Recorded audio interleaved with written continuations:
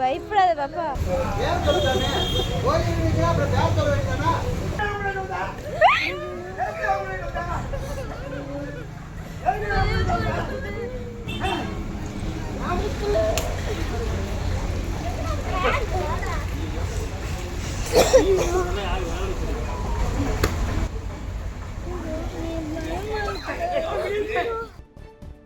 கோயிலுக்கு சாமி கும்பிட வந்த பெண்ணிற்கு பேய் பிடித்ததாக கூறி கருங்காலி குச்சியால் பூசாரி தாக்கிய வீடியோ வெளியாகி பரபரப்பை ஏற்படுத்தியுள்ளது.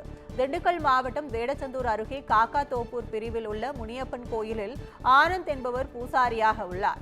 இந்நிலையில் கோயிலுக்கு வந்த பெண்ணிற்கு பேய் பிடித்துள்ளதாக கூறிய பூசாரி அவரின் முடியை பிடித்து இழுத்து கருங்காலி குச்சியால் தாக்கினார். இதில் வலி தாங்க முடியாமல் அப்பெண் துடிக்கும் வீடியோ காட்சி சமூக வலைதளங்களில் வேகமாக பரவி வருகிறது.